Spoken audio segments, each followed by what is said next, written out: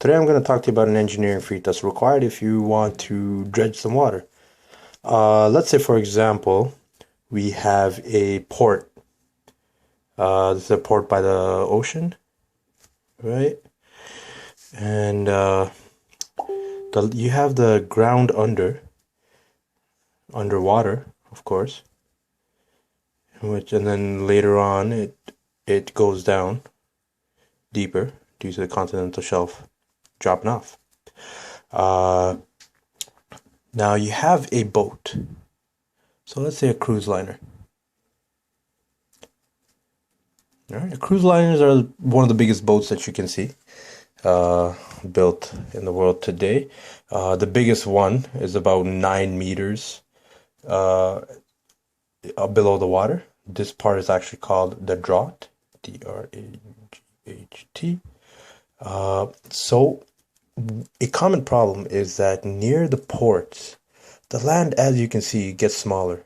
Now you have to know if this space is big enough for the part that's at the bottom. We need to know if the clearance is safe enough.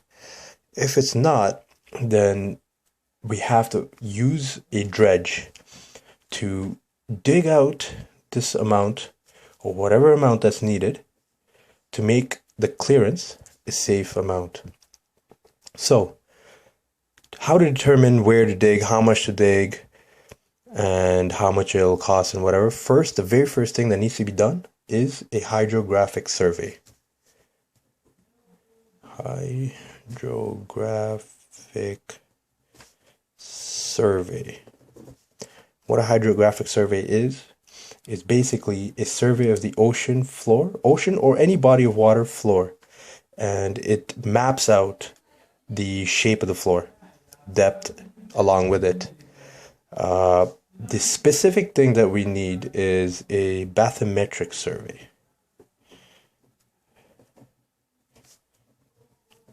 A bathymetric survey is when the boat, basically a survey, let me go back a little. A hydrographic survey is done by a boat which uses echo sounders and measures the distance to the floor. So in a bathymetric survey, the boat is actively moving. So it goes from one point to the next point, scanning the floor in the process. So there's 3 types of sounders or echo sounders that can be used to do this, to get the profile of the ocean floor. How to do this? So how does the echo sounder actually work? An echo sounder works by using sonar waves to first fire it out to the ground. Let's say this is the water over here. This is the ground over here. So it fires out to the ground, and then it comes back to the receiver. So we know the speed of the echo sounder, the speed of the ray, and when it comes back. So with that, we can calculate this distance. Obviously, for higher elevations, like over here, this distance is going to be shorter.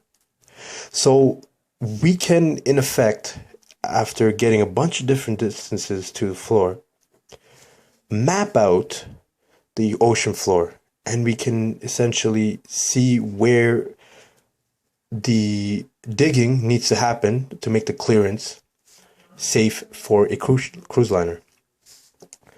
So there's actually 3 types of surveys that can be done, 3 types of echo sounders that can be done. One's a single echo sounder. So let's say this is the ground. So a single echo sounder fires 1 beam and gets that 1 beam back. A multi-channel echo sounder has extra projectiles here which can cover more ground. So just for covering more ground. It's obviously more expensive, but you can get a lot of data in a less period of time.